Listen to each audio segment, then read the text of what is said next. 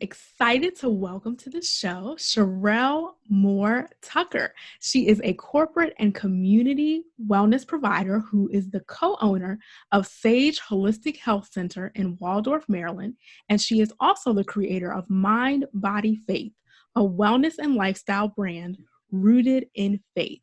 I invited Sherrell on the show to talk about all things wellness and also to give us some insight on how we can get visibility in our business through television. So Sherrell, welcome to the show. Thank you so much. I'm so excited to be here to talk about something that I really, really enjoy talking about. Yes, so glad to have you. So Sherrell, you are a wellness expert and you specialize in yoga and meditation. And I know that you got into yoga specifically after you were diagnosed with arthritis, and your Yes. doctor actually recommended yoga as a form of treatment. So were you surprised when your doctor recommended yoga?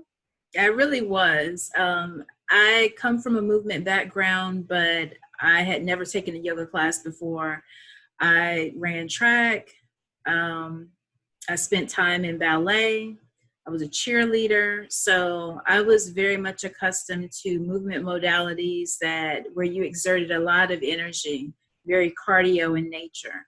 So yeah, I was pretty surprised. But it was definitely something that opened me up to wellness, moving from fitness more so to wellness, because there is a difference.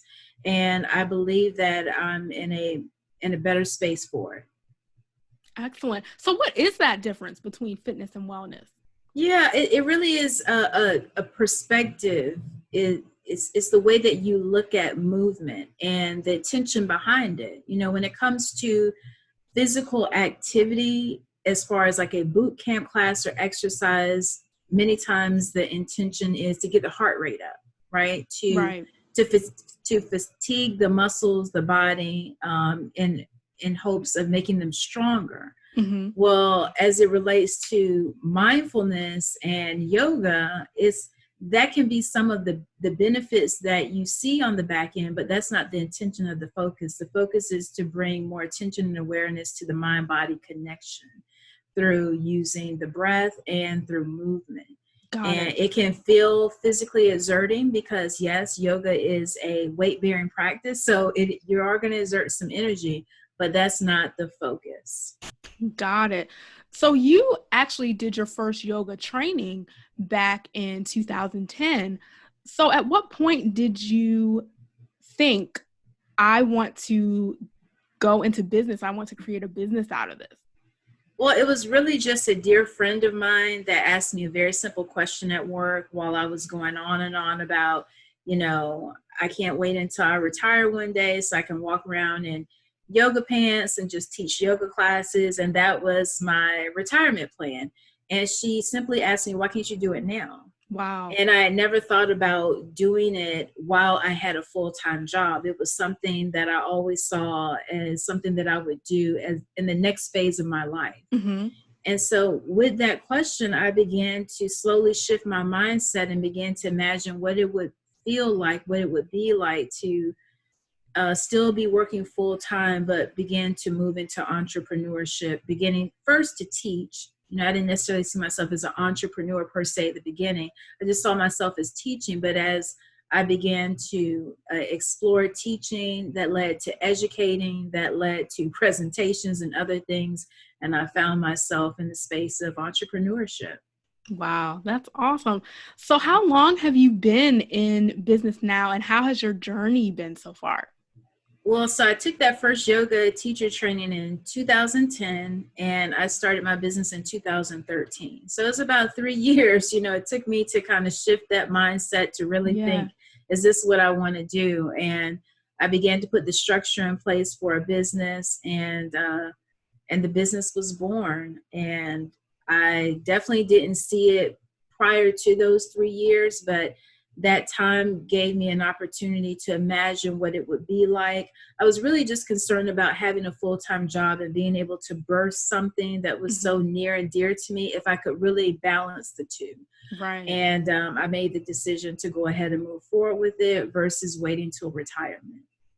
That's excellent. And I'm really glad that you shared that for people who may be in that decision phase where they're not sure if they're ready to start, Yeah. or they might think that they have to start quickly. It's Right. really important to realize that when it comes to business and entrepreneurship, whether you're side hustling or you do decide to go full time, that process for everyone looks different, Yeah. and not being forced and feeling like you have to rush and go at a certain pace by a certain time, doing what works best for you.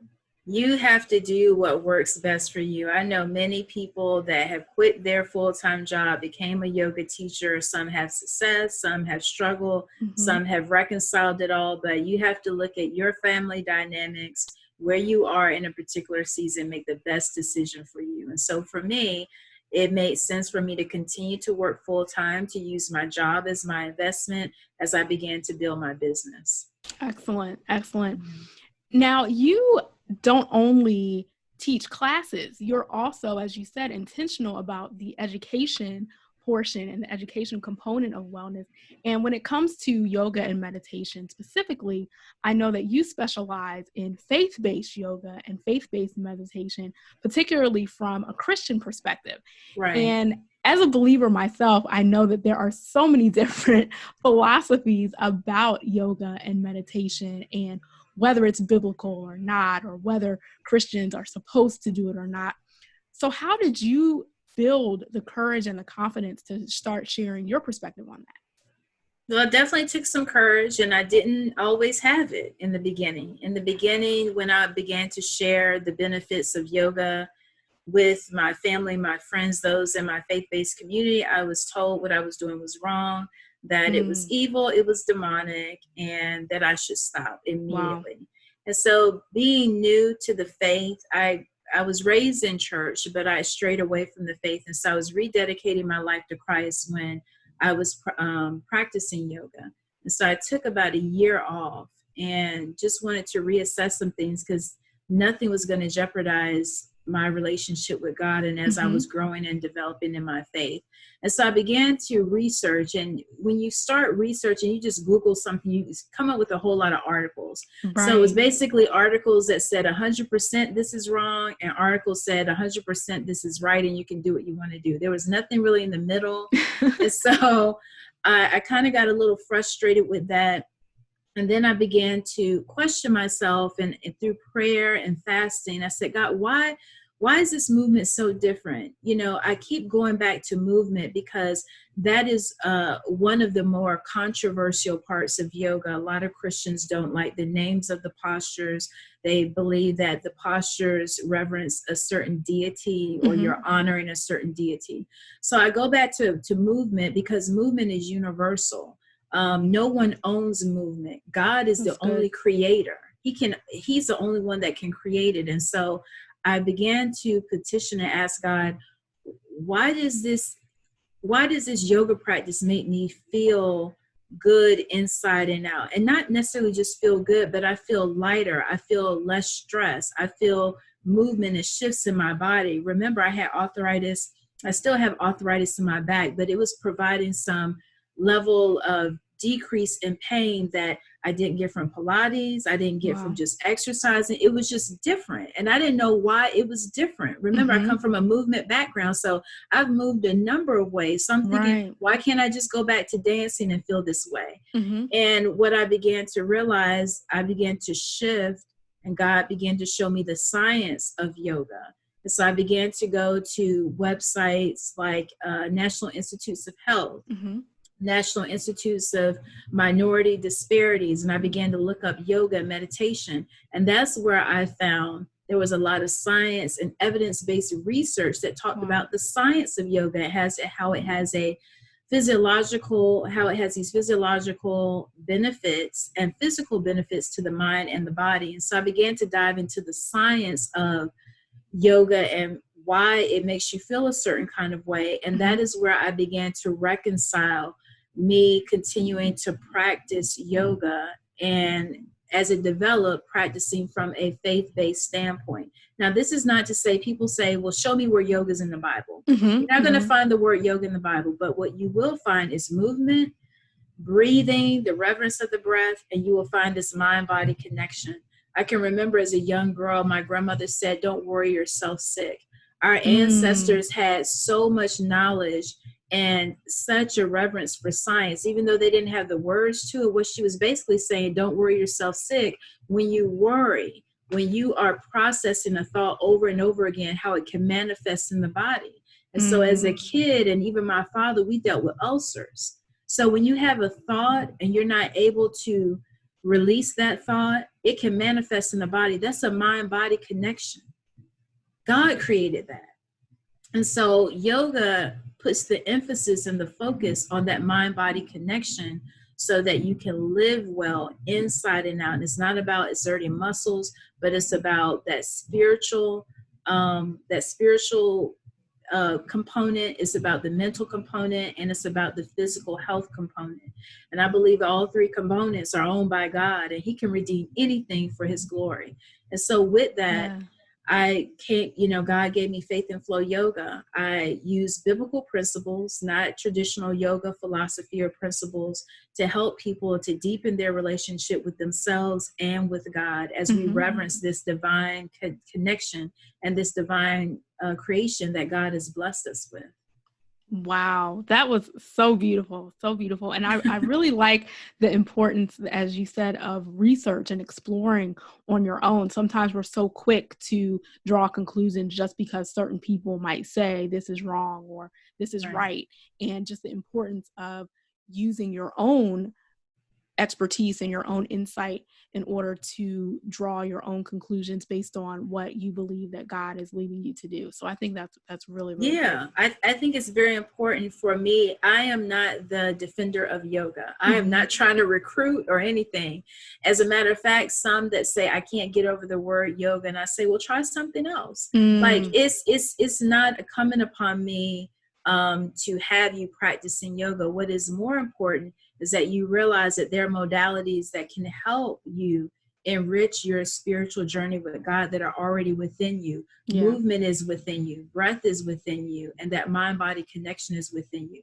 Now, however you want to use a modality to express that or to experience that, it's up to you, whether it's Pilates, whether it's just a stretching class. It just so happens to be that my testimony is connected to yoga and meditation. And so that's what I share.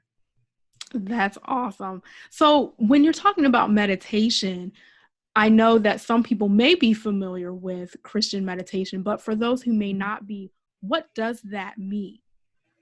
So Christian meditation comes out of the Judeo-Christian tradition. It's not discussed a lot. I'm not really sure why, but there are various orientations to meditation. You have a secular orientation to meditation, you have an Eastern orientation to meditation, and then you have a Christian orientation. There are others, but those are the three that I focus on when I talk to people that are just coming on this journey. And so what it means is that Christian meditation is really about you with a desire in your heart to simply want to be in the presence of God. Mm, It's about learning how to rest in God and to opening yourself up in a way that God can do the inner work through stillness, through quiet. And I believe that a lot of people aren't even familiar with some of the different types that are practiced throughout various denominations, like centering prayer. mhm. That is a type of meditation. Lexitio Divina is another type of meditation. And then John May's method, which is called Christian meditation, which is using a mantra or a sacred word. In that case, Maranatha, which is the Hebrew word for come, Lord, come. So we have our rich history in the Christian tradition. It's just not necessarily discussed a lot, but I'm trying to change that. Wow, that's amazing. Do you all hear all of these gems she's dropping, all this knowledge, these different examples? This is amazing. And I really appreciate the education and the research that you have done behind these practices. So, when it comes to yoga and meditation, these are it takes a lot of concentration and a different form of, you know, using our brains and using our bodies that a lot of us are not used to. Right. why, even though it's so beneficial, why do you think it's so hard for us to practice these forms of stillness and relaxation? Well, there are a lot of reasons why.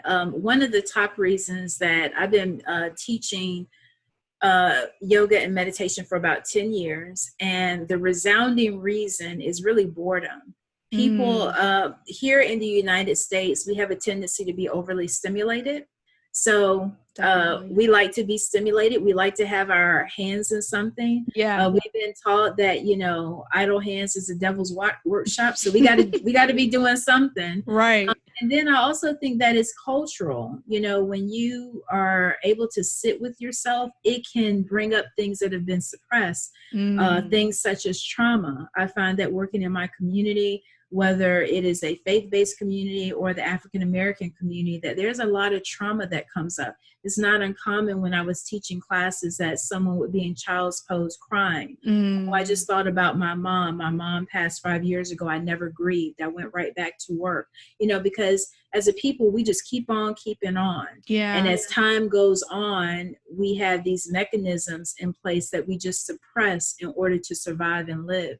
And so I believe that that is one of the other issues as well. Boredom being one, people don't know how to relax in boredom. Out of Mhm. boredom, knowledge is birth, wisdom Wow. rises to the top. So allow yourself to be bored. But meditation can also be a trigger. Sitting in silence, being still, that can bring things to the surface that, if you're not prepared to deal with, can be very triggering to past trauma. Wow. So what would you recommend for someone to know if they're ready to start these kind of practices? Would you say that you need to kind of have a therapist on hand before you start? Or what do you advise?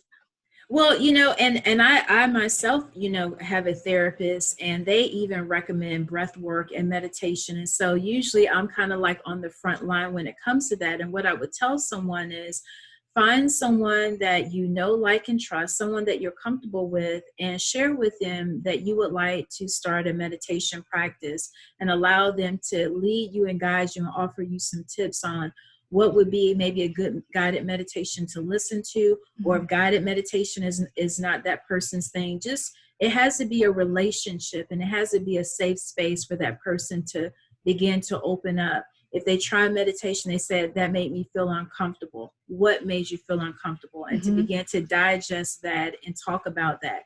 Well, I thought about something when I was touched, and I don't want to think about that. That is an indicator that sitting in silence and stillness may not be the right type of meditation for this person right now, that they should Got it. possibly seek therapy and possibly engage in maybe a walk-in meditation, something that Mm. requires a little bit more movement, so they can bring their concentration to something else, but also working on that mind-body connection and breath work through movement. Wow. Yeah, I think that's a great point. Great points that you brought up, that you don't have to practice these things in just one way. So there Right. are a lot of different ways that you can get the same benefit, but you find the style and the method that works best for you. Yes. Excellent. So you Yeah. have shared so much knowledge with us since we started this interview. And I know that one of the things that you've been able to do with your business is to share, not just with your audience, but to share your knowledge and expertise on television through Yes. morning shows and interviews. So how did you even get to that point where you felt ready to speak to a television audience? Well, I can tell you it's very similar. Someone told me you need to be on TV. So just like I had that conversation with a coworker, someone kind of had to nudge me along. But what I can say is, God always prepares you for the next thing that He has in store for you. So Mm, without me even knowing or even thinking about media, I had a desire in me to want to share information, and I started with Periscope. So I wow. began to share little short wellness segments on Periscope. It wasn't even just about Christian meditation. I was just basically just sharing my wellness journey. I Mhm. was sharing things like, drinking lemon water and moving your body, and just a array of different things. But what was most important was I got into a consistent pattern of getting used to hearing myself talk, even if no one was there. Yeah. I got into a rhythm of sharing in a coherent way things that were on my heart, my knowledge, and sharing it in the form of a video. And then from there, I moved to Facebook Lives and then to Instagram Lives. And I believe Wow. that was the ground that really built the foundation for me to feel comfortable enough to even pitch Wow. to a morning show. And so once I felt pretty comfortable doing that, and I did that for like a few years. I still do Facebook Lives now, but I'm not on Periscope.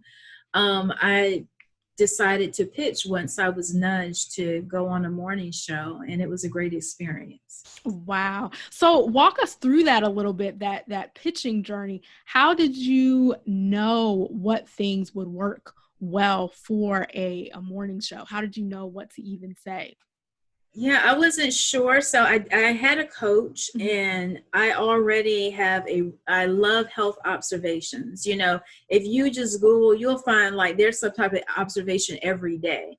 But Yeah. I tend to focus on the monthly observations. And so I think it may have been like March, April, I was in this program and the coach was telling us to really take advantage of finding a hook. Finding a hook, like watching the news, find out what's going on in society, and find out if there's a connection with your offerings, and pitch a hook. And so May is meditation month, and it's also mental health awareness month. And there had been during this time, there was a lot of talk around meditation. There were some articles that came out, and I said, let me use that as a hook. And so the hook was, everyone always talks about how meditation is so beneficial. No one talks about the dark side of meditation, which it can be triggering based on your life experience. Yeah. And so that's what I pitched. I pitched that I wanted to share the pros and the cons of meditation. They thought that was pretty interesting. And so I was able to share that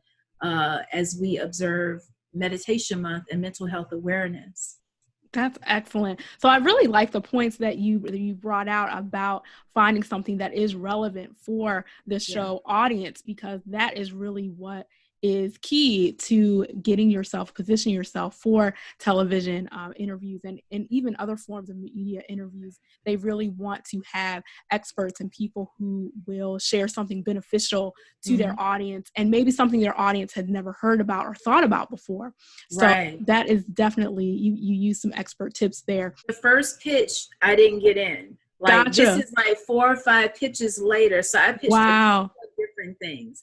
And so you just have to be ready to shift and pivot at any time, and just really know that whatever your expertise is, you got to be prepared to put it in a different form, say it in a different way. Yes. No, that's definitely an excellent point. And so that's encouragement too, because it is possible for those of you listening who might wonder if you can pitch media on your own without having a publicist. And you can, but you definitely have to have patience. There is an art and a science to it. And so definitely don't get discouraged if you don't make it the first time. It's a process. Definitely a process. Yes. So go back to how you actually thought about your talking points and became comfortable, because when you're on live TV, that's a little different experience. So talk about that a little bit.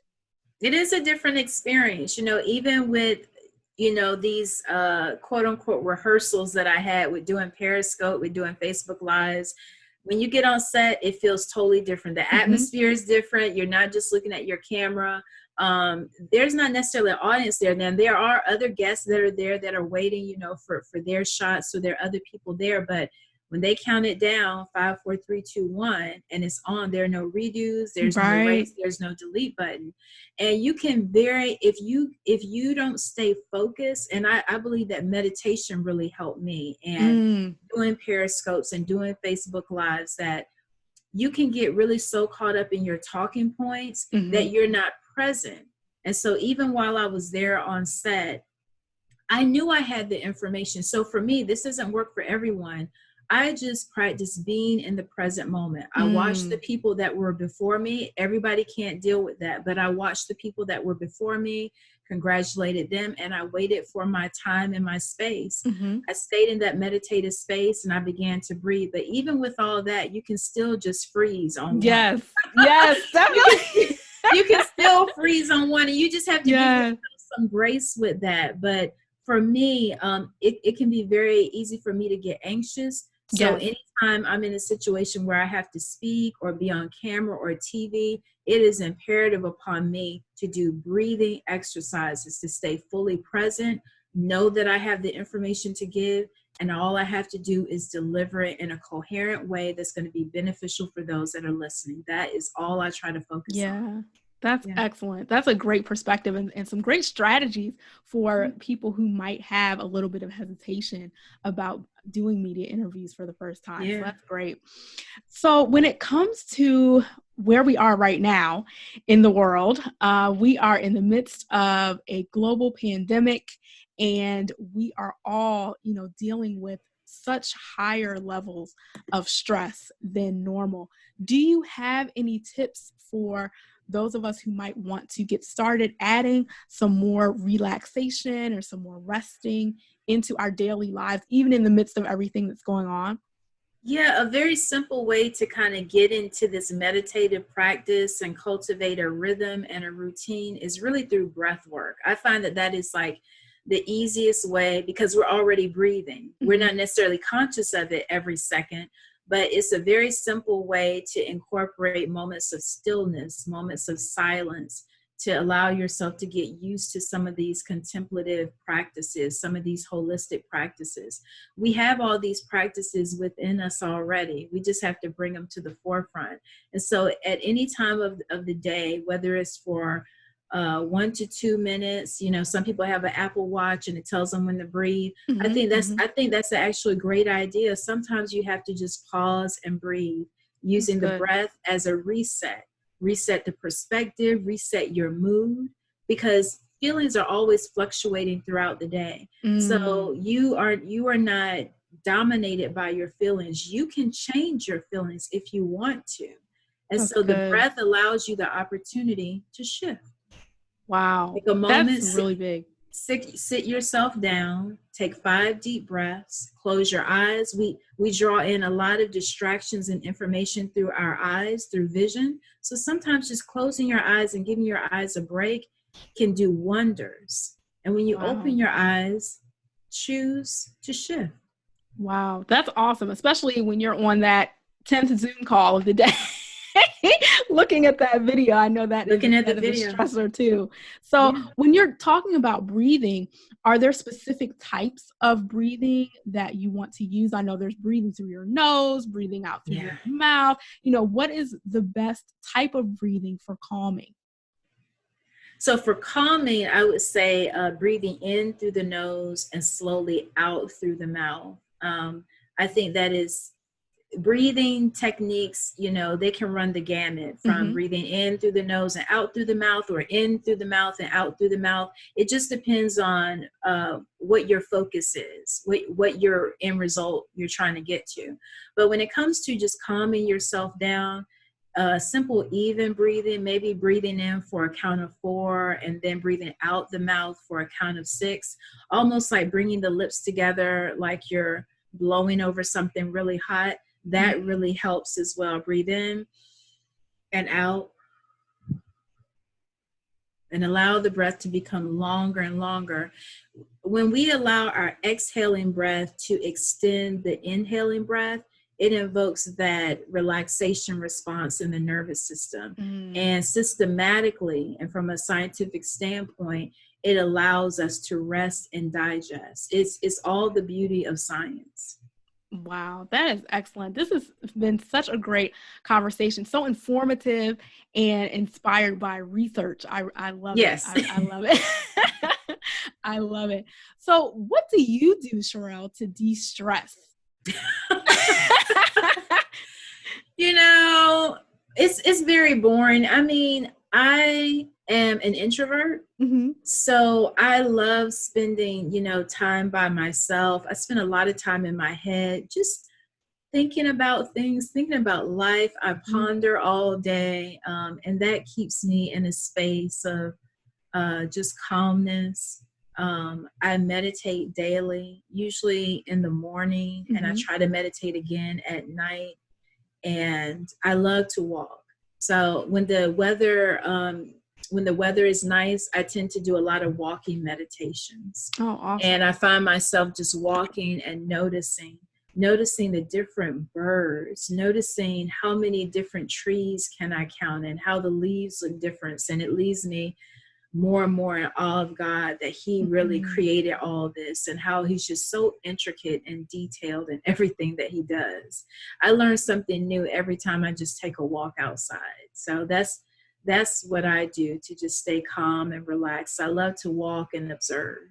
Wow, that's amazing. And I'm really glad that you shared your own tips for stress relief, because I think a lot of people who are in, wellness industries or caring industries where you're caring for other people, or even just your family where you're caring for your children or caring for different family members. And it's very important to make sure that you fill yourself back up after you've poured out to other people. Yeah, as much as there's a place for me as it relates to stillness with a more passive form of meditation where you would just sit quietly. But that's still that track person in me, that cheerleader, that I love to move. It doesn't have to be to the extent of cardio, but just to be outside and walking. I just love to move. Move brings life and energy to me in a way that nothing else does. So. Wow. Well, this has been a great conversation. I've really enjoyed it. I have learned so much, and I have had the benefit of doing some virtual yoga sessions with you, and also learning about meditation as well through your social media channels and Instagram. And it's just been such an amazing benefit and a blessing for me personally, and has also helped me to just expand my knowledge and just open my mind up to a whole different form of worship. So I really enjoyed that. I'm so glad that you've been hanging with us and that you were open enough even to just give it a try. Awesome. So let us know, what is next for you? I know you have some things in the works. Can you give us a little sneak peek? Yeah, I'm actually, with Mind, Body, Faith being my wellness and lifestyle brand, most of those concepts are expressed through my YouTube channel, my Mind, Body, Faith channel. And I want to be able to now put that in the form of products. So I'm in the middle of developing a meditation candle line for Christians that really want to have some type of tool to help them to cultivate a Christian meditation practice. And candles have a lot of history, very symbolic in our Christian faith. And so definitely drawn to candles. I use candles in my own meditation at night.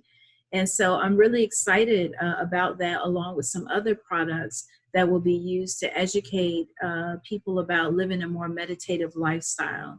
And I'm hoping to be able to offer that maybe by the fall or the end of this summer.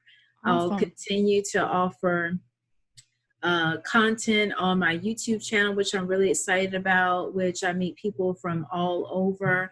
That platform is amazing. It's the #1 search engine. So I am just in there like everybody else, trying to share what I know in hopes of helping someone. That's excellent. So where can we follow you and find you? So my website is sherrellmoretucker.com, and you can also find me on Facebook, on Instagram, Sherrell More Tucker, and then soon my e-commerce, my products will be available on mindbodyfaith.org. Excellent. Well, I will make sure that I put those in the show notes so that all of our listeners can make sure that they can find you and follow you. Yes. And thank you so much for this conversation. This was amazing. I really enjoyed it. Oh, thank you so much for allowing me to share. I hope that people that have been thinking about yoga or whatnot will definitely do their own research, pray, ask God for wisdom, knowledge, and discernment in all things that you do, not just yoga, but everything. Yes. That is a great note to end on. Thank you so much, Sherrell. Thank you.